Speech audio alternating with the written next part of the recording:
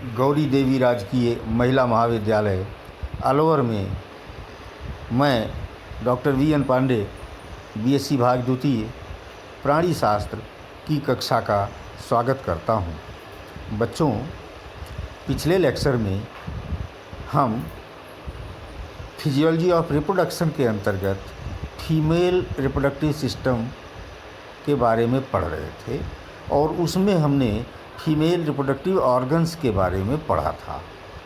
आज हम पढ़ेंगे फीमेल रिप्रोडक्टिव साइकिल, मादा जनन चक्र के बारे में। पिछले लेक्चर में आपने देखा था कि प्राइमर्डियल फॉलिकल्स या प्राइमरी फॉलिकल्स ओवरी में पाए जाते हैं और मासिक अंतराल पर प्रत्येक माह एक एक फॉलिकल मैच्योर होता है, ग्रो करता है ग्राफियन फॉलिकल के रूप में। अर्थात ये एक पीरियोडिकल या साइक्लिक या आवर्ती प्रकार की चक्रीय क्रिया है जो हर माह रिपीट होती रहती है। इस साइकिल को मनुष्य में और मानव जैसे जो कपी होते हैं उनमें मेंस्ट्रुअल साइकिल कहा जाता है, मासिक चक्र कहा जाता है। और जो अन्य स्तनधारी हैं, लोअर प्राइमेट तथा नॉन प्राइमेट, उन सभी में इसको स्ट्रेस साइकिल कहते हैं। तो देखते हैं पूरे इस साइकिल के बारे में। सबसे पहले बात करते हैं प्यूबर्टी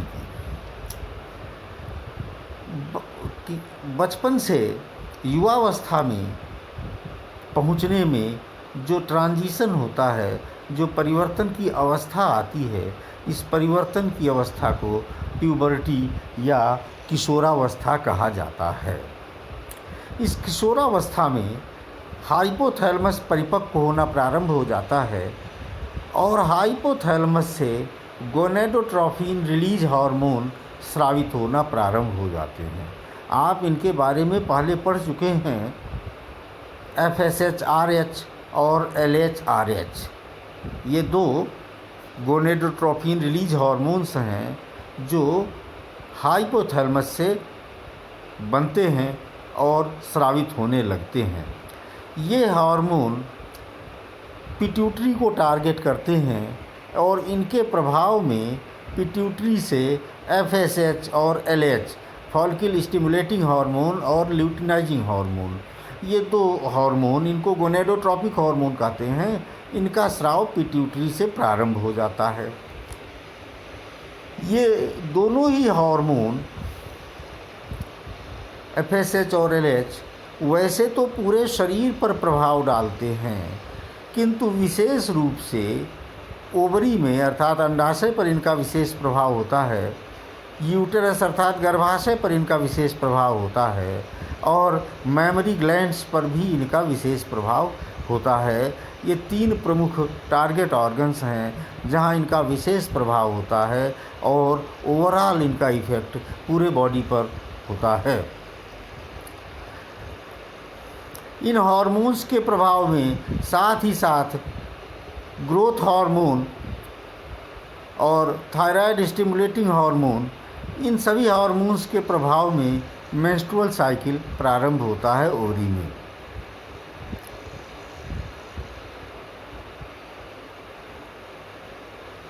एस्ट्रोजन और प्रोजेस्टेरॉन का स्राव प्रारंभ होता है और इन्हीं के प्रभाव में यूटेरस की वृद्धि होती है, मैमरी ग्लैंड्स या स्तन ग्रंथियों की भी वृद्धि इन्हीं के प्रभाव में होती है। शरीर पर वसा का जमाव विशिष्ट प्रकार से, फेमिनिन प्रकार से होने लगता है और इस तरह से ये सेकेंडरी सेक्सुअल कैरेक्टर्स का विकास हो जाता है। ये प्यूबर्टी की अवस्था है जो सामान्य तौर पर 10-11 साल से 15 साल के बीच की अवस्था हो सकती है और इसी की अवस्था में प्रारंभ हो जाता है menstrual cycle. Menstrual cycle puberty के साथ ही शुरू होती है। 10 से 14 साल की अवस्था के बीच में कभी भी शुरू हो सकता है, जो प्रथम साइकिल फर्स्ट मेंस्ट्रुअल साइकिल होता है, ऑनसेट या स्टार्ट जिसको हम कहें, उसको मेनार्क कहते हैं। Menarche means first cycle. और ये साइकिल पूरे प्रजनन जीवन में अर्थात पूरे वयस्क जीवन में चलती रहती है और लगभग 45 से 50 उम्र के बीच में ये मासिक चक्र समाप्त होता है। उस अवस्था को मेनोपॉज कहते हैं। मेनोपॉज अर्थात रजनिवृत्ति कहते हैं। मेंस्ट्रुअल साइकिल सामान्य तौर पर 28 डेज की होती है। इसमें 2 दिन कम या 2 दिन अधिक भी हो सकते हैं, अर्थात 26 डेज टू 30 डेज इसकी सामान्य ड्यूरेशन हो सकती है। इसमें भी कुछ इंडिविजुअल केसेज में और कम या अधिक दिन भी हो सकते हैं। इस पूरी साइकिल को 2 प्रमुख भागों में बांटा गया है, एक फॉलिकुलर फेज और दूसरा ल्यूटियल फेज। ये दोनों ही भाग, फॉलिकुलर भाग और ल्यूटियल भाग, दोनों ही भाग 14-14 दिनों के हैं, अर्थात आधी साइकिल फॉलिकुलर अवस्था में मानी जाएगी प्रारंभ में और बाद की आधी साइकिल ल्यूटियल अवस्था में मानी जाएगी। और ये नाम भी इसी आधार पर दिए गए हैं। फॉलिकल के पहले 14 दिन अर्थात पहले आधी अवस्था में ओवरी में फॉलिकल, इस साइकिल की पहले 14 दिन या फर्स्ट 2 वीक्स में ओवरी में फॉलिकल पाया जाता है, ग्रेफियन फॉलिकल की वृद्धि होती रहती है। और बाद के 14 दिन ओवरी में कॉर्पस लूटियम पाया जाता है। उसी अनुसार इसको फॉलिकुलर फेज वो अवस्था जब ओवरी में फॉलिकल की वृद्धि हो रही है और ल्यूटियल फेज वो अवस्था जब ओवरी में कॉर्पस लूटियम पाया जा रहा है। इन्हीं दोनों अवस्थाओं के बीच में ट्रांजिशन अवस्था में 14 से 16 दिन के बीच में ओवुलेशन अर्थात अंडे का रिलीज होना ओवरी से, ये क्रिया संपन्न होती है।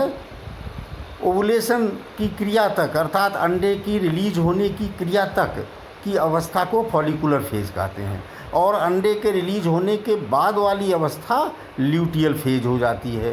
तो इस तरह से 14 से 16 दिन, 14वां, 15वां या 16वां बीच के इन्हीं 2 या 3 दिनों में ही ओवुलेशन होता है और फर्टिलाइजेशन भी इन्हीं दिनों पर निर्भर करता है।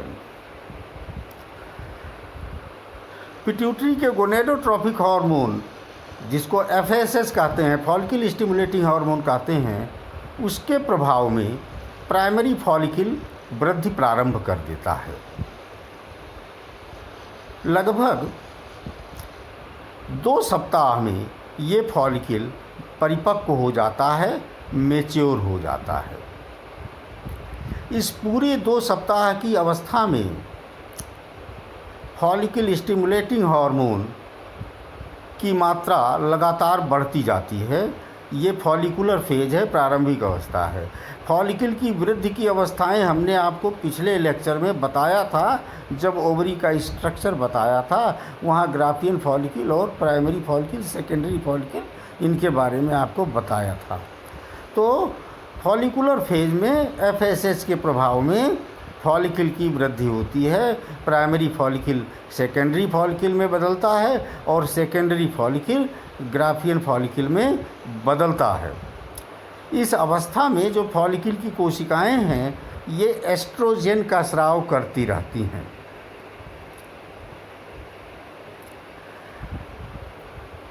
लगभग 14वें दिन के आसपास ल्यूटिनाइजिंग हार्मोन का स्राव प्रारंभ हो जाता है पिट्यूटरी से, इसको LH कहते हैं। ये ल्यूटिनाइजिंग हार्मोन और FSH का जब एक निश्चित अनुपात प्राप्त हो जाता है, जो कि 14वें या 15वें दिन में प्राप्त होता है, उसी निश्चित अनुपात को क्रिटिकल फेज कहते हैं या ओवुलेटरी फेज कहते हैं। और उसी समय ओवम या एग ओवरी से रिलीज कर दिया जाता है। तो इस तरह से ये ओवुलेशन की क्रिया हुई, जो फॉलिकुलर फेज के बाद आती है। और इसके तुरंत बाद जैसा मैंने पिछले लेक्चर में बताया था, ओवरी में बची हुई फॉलिकल कोशिकाएं कॉर्पस लूटियम का निर्माण करेंगी। इस फॉलिकुलर अवस्था में मुख्य हार्मोन, जैसा मैंने बताया था, एफएसएच और एस्ट्रोजन है। फॉलिकल स्टिमुलेटिंग हार्मोन पिट्यूटरी से और एस्ट्रोजन ये ओवरी से या फॉलिकल से। एस्ट्रोजन के प्रभाव में यूटेरस की जो एंडोमेट्रियम है, अर्थात यूटेरस की भीतरी दीवार है, ये मोटी होनी प्रारंभ हो जाती है, इसकी थिकनिंग होती है। वहाँ बहुत अधिक माइटोटिक विभाजन होता है कोशिकाओं में, जिसको प्रोलिफरेशन कहते हैं। इस माइटोटिक विभाजन के परिणाम स्वरूप एंडोमेट्रियम काफ़ी थिकर हो जाती है, मोटी हो जाती है। इसी एस्ट्रोजन के प्रभाव में मैमरी ग्लैंड्स में लैक्टिफेरस डक्ट्स या मिल्क डक्ट्स का निर्माण होता है, अर्थात नलिकाओं का विकास होता है।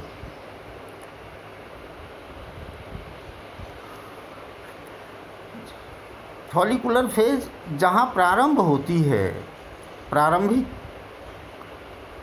अवस्था के 3 से 5 दिन को मेंस्ट्रुअल पीरियड कहते हैं, क्योंकि इस अवधि में यूटेरस की एंडोमेट्रियम टूट जाती है, नष्ट हो जाती है, और उसके नष्ट होने से वहाँ पर रक्त की कुछ नलिकाएं, पतली नलिकाएं, कैपिलरीज भी डैमेज होती हैं, और परिणाम स्वरूप रक्तस्राव होता है, ब्लीडिंग होती है। तो ब्लीडिंग जब प्रारंभ होती है, वही साइकिल का फर्स्ट डे माना जाता है। Onset of bleeding is onset of cycle. तो ब्लीडिंग स्टार्ट होने से ही साइकिल की काउंटिंग की जाती है मेंस्ट्रुअल साइकिल में, और फर्स्ट डे साइकिल का माना जाता है। ये ब्लीडिंग 3 से 5 दिन तक कंटिन्यू हो सकता है। और जैसा आपने अभी देखा, 5वें दिन से 14वें दिन तक, बाकी ये फॉलिकुलर फेज़ तो है ही, इसी फॉलिकुलर फेज़ के ही पहले 3 से 5 दिन मेंस्ट्रुअल फेज़ कहलाते हैं। ओवुलेशन के बाद की अवस्था ल्यूटियल फेज हो जाती है। जब ओवुलेशन हो जाता है, अर्थात एग रिलीज हो जाता है, तो ओवरी में बची हुई जो कोशिकाएं हैं वो कॉर्पस लूटियम का निर्माण कर लेती हैं, और कॉर्पस लूटियम प्रोजेस्टेरॉन प्रमुख मात्रा में स्रावित करता है। कुछ मात्रा में एस्ट्रोजन भी स्रावित होता है, किंतु प्रमुख हार्मोन प्रोजेस्टेरॉन हो जाता है। इस प्रोजेस्टेरॉन के प्रभाव में यूटेरस की एंडोमेट्रियम में ग्रंथियों का निर्माण होता है। बहुत सी म्यूकस ग्रंथियां वहाँ बन जाती हैं। वहाँ वैस्कुलर डेवलपमेंट होता है, अर्थात रक्त की कैपिलरीज का, जो रक्त की अत्यंत पतली नलिकाएं हैं उन्हें कैपिलरीज कहते हैं। तो एंडोमेट्रियम में रक्त की पतली नलिकाओं का निर्माण होता है, अनेक ग्रंथियों का निर्माण होता है, और इस तरह से जो यूटेरस का एंडोमेट्रियम है, इसको तैयार किया जाता है कि ये फर्टिलाइज हुए जाइगोट को अपने यहाँ इम्प्लांट करे, स्थापित करे। तो ये ल्यूटियल फेज है। जैसा मैंने बताया कि 14वें से 16वें दिन के बीच में एग रिलीज होता है ओवरी से। अगर इसी बीच में मेटिंग होती है, सेक्सुअल इंटरकोर्स होता है, तो फर्टिलाइजेशन होगा। और अगर फर्टिलाइजेशन होता है और उसके बाद जाइगोट को यूटेरस में इम्प्लांट कर दिया जाता है, स्थापित कर दिया जाता है, तो ऐसी अवस्था में कॉर्पस लूटियम पूरी प्रेगनेंसी के दौरान बना रहेगा। पूरी प्रेगनेंसी ओवरी में कॉर्पस लूटियम स्थापित रहेगा, और ओवरी में रहते हुए मुख्य रूप से प्रोजेस्टेरॉन तथा एस्ट्रोजन का स्राव करता रहेगा। और अगर जाइगोट इम्प्लांट नहीं हुआ या फर्टिलाइजेशन नहीं हुआ, तो ऐसी स्थिति में कॉर्पस लूटियम नष्ट हो जाता है। और कॉर्पस लूटियम के नष्ट होने के कारण जो एलएच की मात्रा है तथा प्रोजेस्टेरॉन की मात्रा है, वास्तव में सारे हार्मोन प्रोजेस्टेरॉन, एस्ट्रोजन, एफएसएच और एलएच, ये सारे ही हार्मोन की मात्रा बहुत ही कम हो जाती है, अचानक बहुत नीचे आ जाती है। और ध्यान देने की बात है कि जो यूटरस की एंडोमेट्रियम बनी थी उसको बनाए रखने का काम एस्ट्रोजन और प्रोजेस्टेरॉन के द्वारा ही किया गया था। एस्ट्रोजन और प्रोजेस्टेरॉन दोनों हार्मोन के मात्रा कम हो जाने के कारण वो यूटरस की एंडोमेट्रियम जो मोटी हो गई थी, थिक हो गया था, वैस्कुलर हो गया था, उसमें रक्त की आपूर्तियाँ हो गई थीं और जिसमें अनेक ग्रंथियाँ भी बन गई थीं, वो एंडोमेट्रियम अब बनी नहीं रह पाती क्योंकि उसको मेंटेन करने वाले हार्मोन एस्ट्रोजन और प्रोजेस्टेरॉन दोनों ही मात्रा में बहुत कम हो गए हैं। परिणाम होता है कि ये एंडोमेट्रियम टूट जाती है, डैमेज हो जाती है, इसको स्लफिंग ऑफ कहते हैं। तो एंडोमेट्रियम टूट जाती है, डैमेज हो जाती है, नष्ट हो जाती है और इसके कारण ब्लीडिंग प्रारंभ हो जाती है। और ब्लीडिंग प्रारंभ होने का अर्थ है कि पिछला चक्र साइकिल पूरा हो गया, ल्यूटियल फेज पूरा हो गया और अब अगला साइकिल का फॉलिकुलर फेज प्रारंभ हो गया। फिर से एफएसएच की मात्रा बढ़नी प्रारंभ हो जाती है और एफएसएच के प्रभाव में फिर से अगले फॉलिकल की वृद्धि प्रारंभ हो जाती है, फिर से एस्ट्रोजन बनना प्रारंभ हो जाता है और इस तरह से पुनः वही प्रभाव दिखाई देने लगते हैं। ध्यान ये रखना है कि ये जो साइकिल है इसका मुख्य प्रभाव जैसा मैंने बताया 3 स्थानों पर पाया जाएगा, यूटेरस, ओवरी और मैमरी ग्लैंड। ये भी ध्यान रखना है कि जो साइकिल की पहली आधी अवस्था है वो फॉलिकुलर फेज कहलाएगी और जो बाद की आधी अवस्था है उसको ल्यूटियल फेज कहेंगे। अगली बात जो ध्यान रखनी है वो ये है कि फॉलिकुलर फेज का प्रमुख हार्मोन एफएसएच और एस्ट्रोजन होगा, ल्यूटियल फेज का प्रमुख हार्मोन एलएच और प्रोजेस्टेरॉन होगा। और अगली प्रमुख बात जो ध्यान रखनी है वो ये है कि एस्ट्रोजन के प्रभाव में ट्यूबुलर डेवलपमेंट या नलिकाओं की वृद्धि होती है या प्रोलिफरेशन होता है, अर्थात माइटोसिस तेज़ी से होती है, चाहे ये एंडोमेट्रियम में होना हो या मैमरी ग्लैंड्स में मिल्क डक्ट्स का निर्माण होना हो। जबकि प्रोजेस्टेरॉन के प्रभाव में ग्रंथियों का निर्माण होता है, जैसा कि यूटेरस में होता है या मैमरी ग्लैंड में मिल्क ग्लैंड्स का निर्माण होता है। तो ये मेंस्ट्रुअल साइकिल की बात बताई। दूसरी साइकिल हमने आपको एस्ट्रस साइकिल बताई थी। ये भी मेंस्ट्रुअल साइकिल जैसा ही होता है, कोई अंतर नहीं है, घटनाएं बिल्कुल समान होती हैं। एस्ट्रस साइकिल 5 दिन से 60 दिन की इसकी ड्यूरेशन हो सकती है, जबकि मैंने बताया था कि मेंस्ट्रुअल साइकिल 26 से 30 दिन की ड्यूरेशन का सामान्य तौर पर होता है।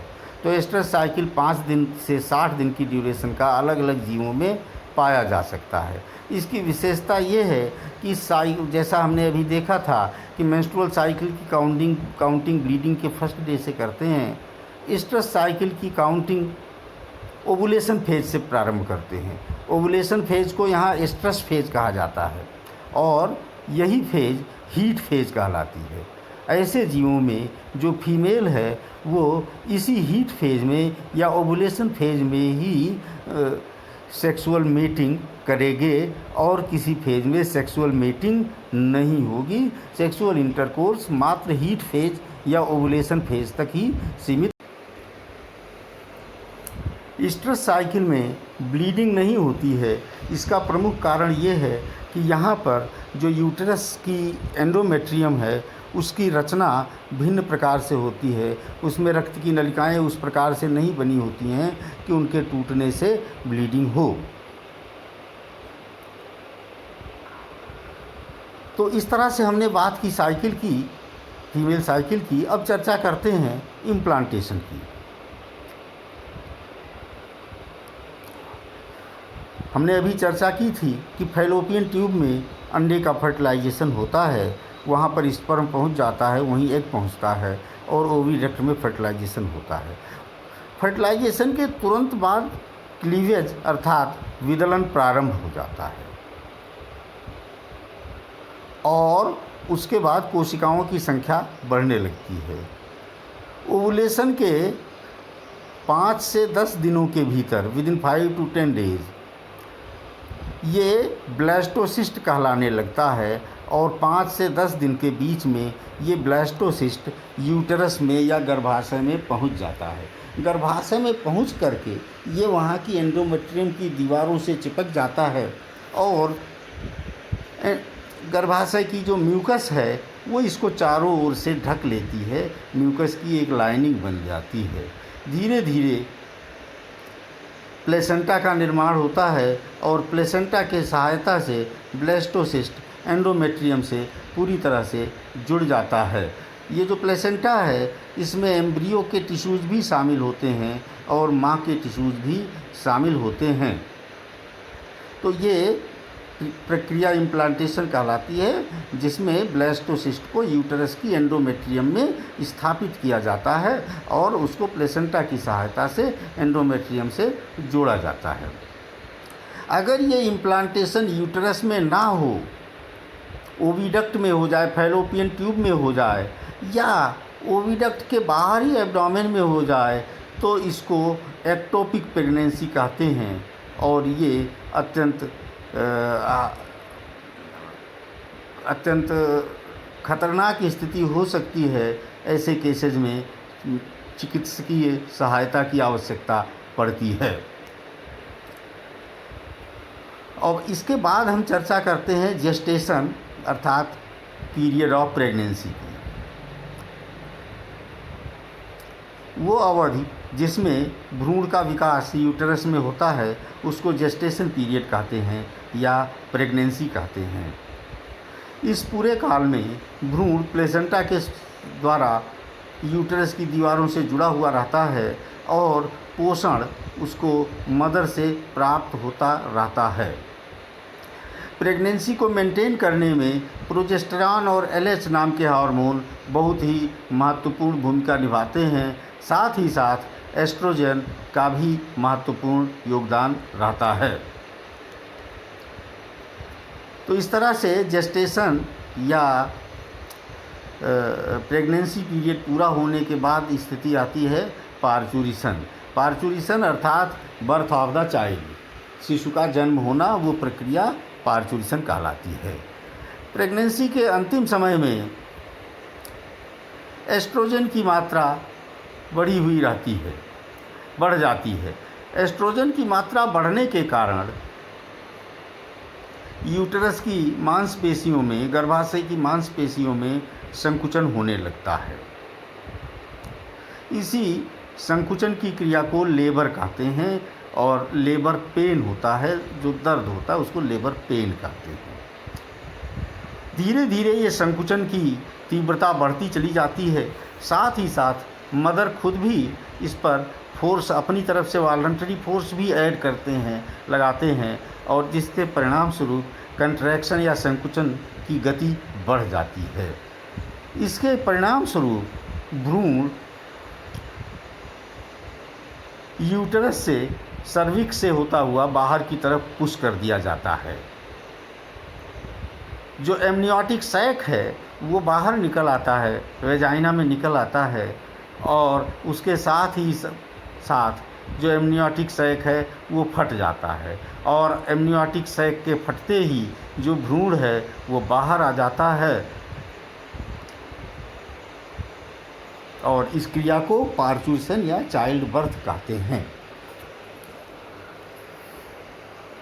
चाइल्ड बर्थ या डिलीवरी होने के बाद अम्बिलिकल कॉर्ड या नाल को शिशु के शरीर के निकट के भाग से काट देते हैं।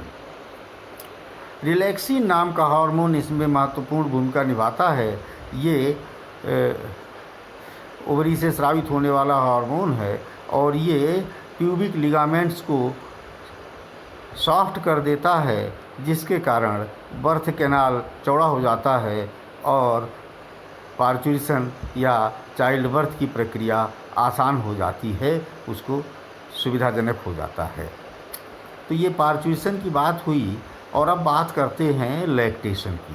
हम जानते हैं कि स्तनधारियों की विशेषता है कि वो अपने शिशुओं को प्रारंभिक अवस्था में दुग्धपान कराते हैं, मिल्क फीडिंग कराते हैं। इस प्रक्रिया को लैक्टेशन कहते हैं। स्तनधारियों में मेमरी ग्लैंड्स पाई जाती हैं, मेल फीमेल दोनों में ये स्ट्रक्चर्स पाए जाते हैं।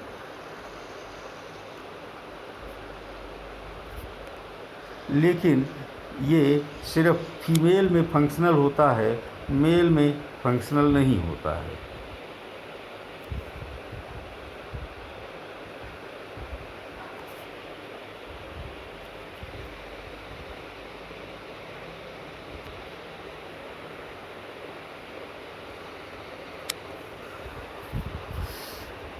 मेमरी ग्लैंड्स के विकास की प्रक्रिया मैमोजेनेसिस कहलाती है। तो पहले मैमोजेनेसिस के बारे में देख लेते हैं। जो अपरिपक्व ग्रंथियां होती हैं उनमें 16 से 25 लोब या पालियां पाई जाती हैं। प्रत्येक पाली में एक लैक्टिफेरस नलिका या दुग्ध नलिका पाई जाती है।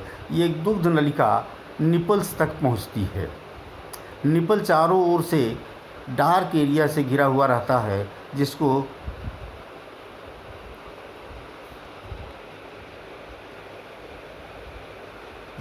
एरियोला कहते हैं।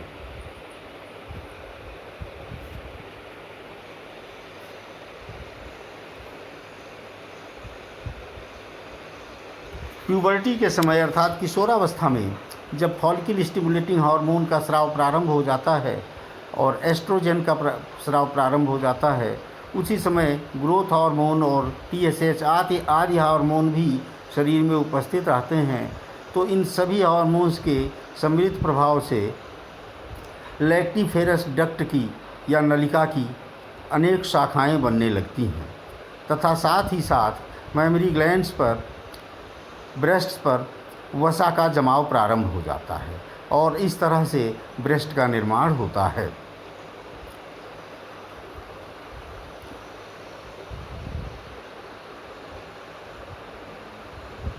मेमरी डक्ट्स जो हैं या मिल्क डक्ट्स हैं या लैक्टिफेरस डक्ट्स हैं, उनके सिरों पर मिल्क ग्लैंड्स का निर्माण होता है और ये मिल्क ग्लैंड्स का निर्माण प्रोजेस्टेरॉन हार्मोन के प्रभाव में होता है। और जैसा कि आपने देखा था, प्रत्येक साइकिल का सेकेंड हाफ प्रोजेस्टेरॉन के प्रभाव में रहता है।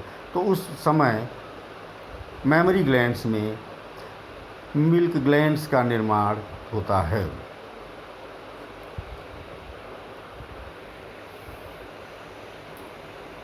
प्रेगनेंसी के तीसरे सप्ताह में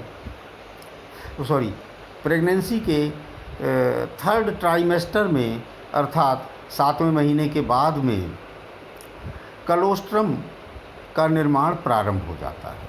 कलोस्ट्रम एक पीले रंग का द्रव है जो प्रारंभिक अवस्था में मेमरी ग्लैंड्स में बनता है। इसमें अनेक प्रकार के साल्ट पाए जाते हैं, शुगर पाए जाते हैं, कैसीन पाया जाता है, ल्यूकोसाइड्स पाए जाते हैं, फैट ड्रॉपलेट्स पाए जाते हैं, विटामिन्स पाए जाते हैं और सबसे बड़ी बात, इसमें अनेक प्रकार की एंटीबॉडीज पाई जाती हैं। तो ये जो कलोस्ट्रम है ये नवजात शिशु को इम्यूनिटी या रोगों के प्रति लड़ने की क्षमता प्रदान करता है। प्रारंभिक अर्थात पार्चुरेशन के प्रारंभिक 3 से 5 दिन तक कलोस्ट्रम का स्राव होता है और उसके बाद लैक्टोजेनेसिस अर्थात दुग्ध का निर्माण प्रारंभ हो जाता है। तो लैक्टेशन का हार्मोनल रेगुलेशन कैसे होता है, इसकी चर्चा करते हैं। जैसा अभी बताया था कि FSH और एस्ट्रोजन, TSH और ग्रोथ हार्मोन, इन सभी हार्मोन्स के प्रभाव में मेमरी ग्लैंड्स का विकास होता है, डेवलपमेंट होता है, लैक्टिफेरस नलिकाएँ बन जाती हैं, वसा का जमाव हो जाता है। प्रोजेस्टेरॉन के प्रभाव में मिल्क ग्लैंड्स बन जाती हैं। प्रेगनेंसी की अंतिम अवस्थाओं में मेमरी ग्लैंड्स तैयार रहती हैं लैक्टोजेनेसिस या मिल्क सिंथेसिस के लिए। लैक्टोजेनेसिस अर्थात सिंथेसिस ऑफ मिल्क। लेकिन तब तक वास्तव में मिल्क सिंथेसिस होता नहीं है। क्यों?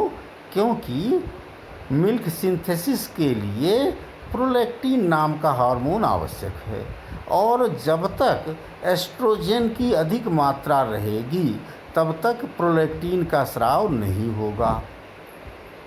तो क्योंकि प्रेगनेंसी के आखिरी समय में एस्ट्रोजन की मात्रा अधिक है और इसलिए प्रोलैक्टिन का निर्माण नहीं हो पाता है, और प्रोलैक्टिन के अभाव में तब तक मिल्क सिंथेसिस या लैक्टोजेनेसिस नहीं होती।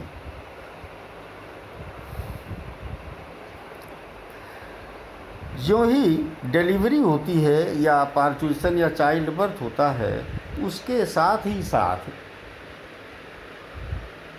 यूटरस का एंडोमेट्रियम भी नष्ट हो जाता है, प्लेसेंटा भी नष्ट हो जाता है, और जो ओवरी में कॉर्पस लूटियम है वो भी डिजनरेट हो जाता है। अर्थात एस्ट्रोजन बनाने के सभी स्रोत समाप्त हो जाते हैं और एस्ट्रोजन की मात्रा कम हो जाती है।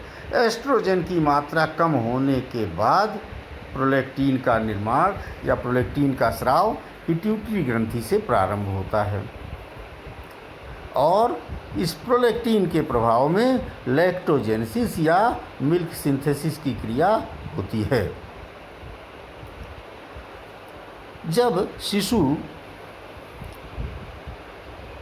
सक करता है, दुग्ध को चूसता है, सकलिंग करता है निपुल्स को, तो नर्वस स्टिमुलेशन, तंत्रिकीय उत्तेजना उत्पन्न होती है, और इस नर्वस स्टिमुलेशन के कारण पिट्यूटरी से ऑक्सीटोसिन नाम का हार्मोन स्रावित होता है। ये ऑक्सीटोसिन ही मिल्क रिलीजिंग फैक्टर है। मिल्क सिंथेसिस के लिए प्रोलैक्टिन और मिल्क निपुल्स से रिलीज हो, इसके लिए ऑक्सीटोसिन उत्तरदायी है। जैसे जैसे सकलिंग बढ़ती है और समय होता है, प्रोलैक्टिन की मात्रा भी बढ़ती चली जाती है, और बढ़ती हुई प्रोलैक्टिन की मात्रा के कारण निरंतर मिल्क सिंथेसिस या गैलेक्टोपोएसिस होती रहती है। गैलेक्टोजेनेसिस और गैलेक्टोपोएसिस की क्रियाएं होती रहती हैं। यहाँ ये ध्यान देने की बात है कि जैसे जैसे स्टिमुलस बढ़ता है, प्रोलैक्टिन की मात्रा बढ़ती है, मिल्क अधिक डेंस या गाढ़ा होता चला जाता है, और इसलिए मिल्क फीडिंग बहुत देर तक एट ए स्ट्रेच नहीं करा सकती हैं मदर्स।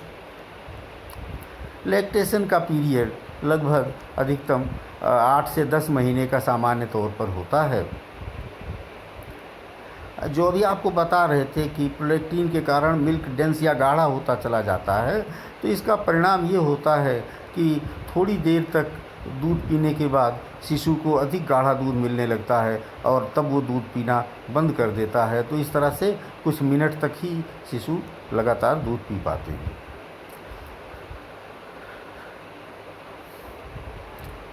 ये भी एक विशेष बात है कि ये प्रोलैक्टिन जो है ये गोनेडोट्रोपिक हार्मोन्स के विपरीत कार्य करता है, और जब तक प्रोलैक्टिन की मात्रा अधिक रहती है तब तक गोनेडोट्रोपिन हार्मोन स्रावित नहीं होते हैं, और इसी कारण लैक्टेटिंग मदर्स में कुछ समय तक जो साइकिल है वो साइकिल भी स्टार्ट नहीं हो पाती, क्योंकि गोनेडोट्रोपिक हार्मोन्स एफएसएस का स्राव, एलएच का स्राव भी कम होता है। और अब हम चर्चा करते हैं मेनोपॉज या रजनिवृत्ति की। तो अभी जैसा मैंने बताया कि इस प्रकार से फीमेल साइकिल पूरे वयस्क जीवन काल में चलती रहती है। 45 से 50 साल की अवस्था में मेनोपॉज कहलाता है या रजोनिवृत्ति की अवस्था उत्पन्न होती है। इस अवस्था में पिट्यूटरी से गोनेडोट्रोपिक हार्मोन्स का निर्माण बंद हो जाता है, बहुत कम हो जाता है, अल्प हो जाता है, और जिसके कारण ओवरी में फॉलिकल की वृद्धि नहीं होती है। फॉलिकल की वृद्धि नहीं होने के कारण एस्ट्रोजन, प्रोजेस्टेरॉन ये सभी हार्मोन नहीं बनते हैं। यूटरस में भी जो पीरियोडिक चेंजेस होते थे वो नहीं होते हैं और इस तरह से मेंस्ट्रुअल साइकिल बंद हो जाती है, समाप्त हो जाती है। इसी अवस्था को मेनोपॉज कहते हैं और ये प्रजनन अवस्था का समापन है। प्रजनन काल यहाँ पूरा हो जाता है।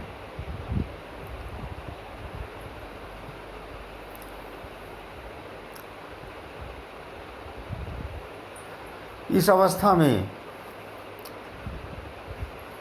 शरीर में ऊर्जा का उपयोग भिन्न तरीके से होने लगता है। वसा का जमाव शरीर में बढ़ जाता है। वेट गेन, शरीर का भार तेज़ी से बढ़ने लगता है। साथ ही साथ बोन्स में कैल्शियम की मात्रा भी कम होने लगती है। फ्रैक्चर्स अधिक संभावित हो जाते हैं। मूड स्विंगिंग अर्थात मूड कभी अच्छा होना कभी ख़राब होना, साइकोलॉजिकल इम्पैक्ट इस प्रकार से पड़ता है।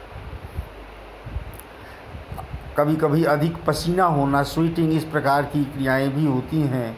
यदि यूटरस रिमूव कर दिया जाए या ओवरी रिमूव कर दिए जाएं तो पहले ही मेनोपॉज हो सकता है, उस अवस्था से भी पहले हो सकता है।